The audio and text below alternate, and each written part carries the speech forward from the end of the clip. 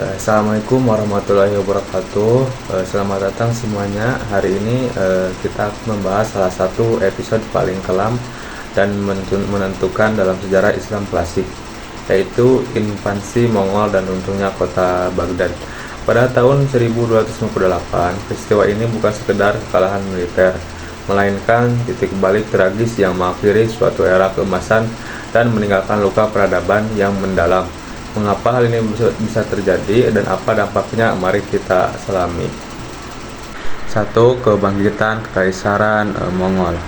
Yaitu untuk memahami mengapa Baghdad bisa jatuh, kita harus melihat kedataran tinggi Asia di awal abad ke-13.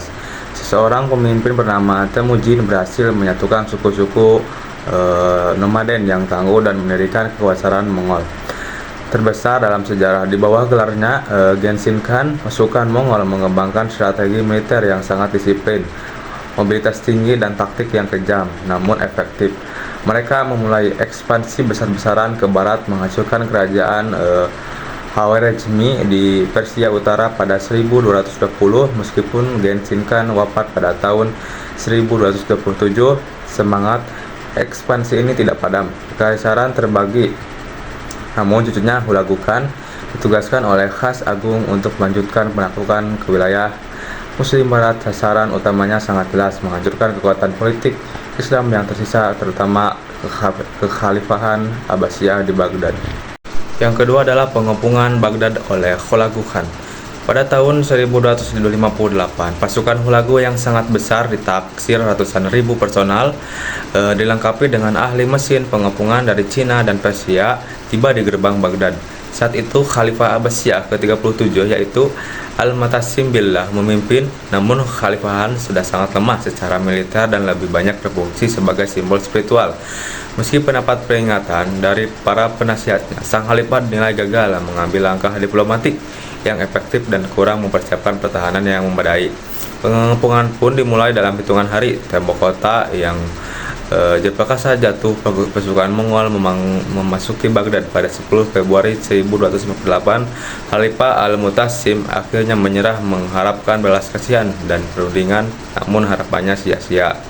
Ketiga adalah kehancuran total ibu kota Abbasiyah. Apa yang terjadi selanjutnya digambarkan oleh sejarawan sebagai salah satu pemusnahan budaya dan kemanusiaan paling masif pada abad pertengahan. Perintah Hulagu adalah menghancurkan total selama 40 hari. Kota itu dijarah dan dibantai.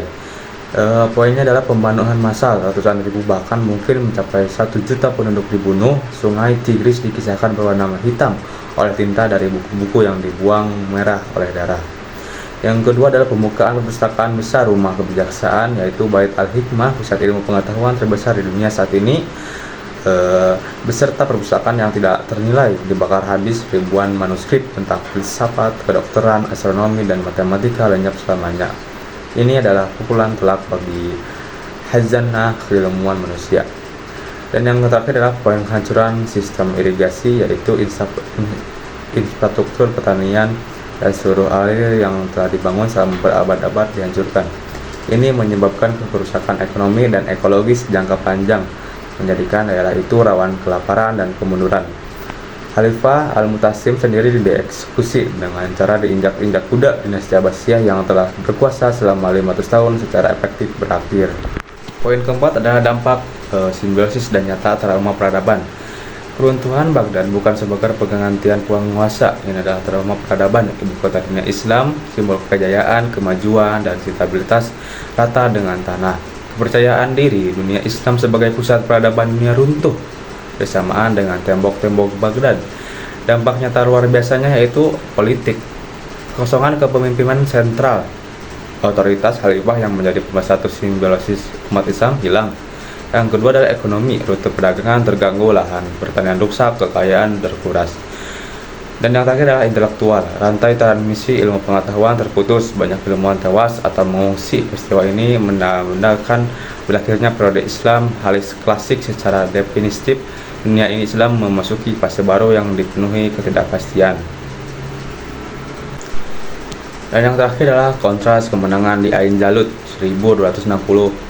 Namun ceritanya tidak berakhir di sini. Gelombang kehancuran Mongol ternyata bisa dihentikan. 2 tahun setelah kehancuran Baghdad pada tahun 1260, pasukan Mongol bergerak menuju Mesir. Dengan sinilah muncul kekuatan baru, Kesultanan Mamluk di Mesir dengan sultan mereka Saifuddin Qutuz dan panglima perangnya yaitu Brilian Baibars. Kedua pasukan bertemu di sebuah tempat bernama Ain Jalut di Palestina.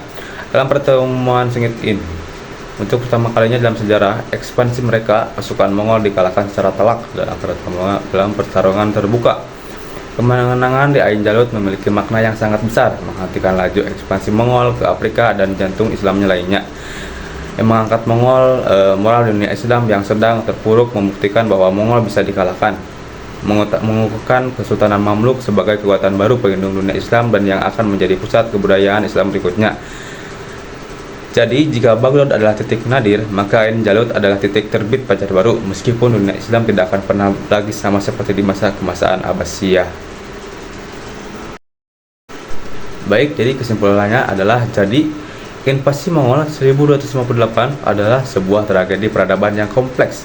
Ia mengajarkan betapa rapuhnya kemajuan jika tidak diiringi dengan kewaspadaan politik, kesatuan, dan ketangguhan. Kehancuran Baghdad adalah akhir dari suatu babak besar, namun dari runtuhannya seperti yang kita lihat dengan kebangkitan Mamluk, benih-benih untuk babak berikutnya mulai tumbuh pada video selanjutnya. Kita akan membahas bagaimana dunia Islam bangkit dan bertransformasi pasca strategi besar ini. Baik, sekian dari saya. Wassalamualaikum warahmatullahi wabarakatuh.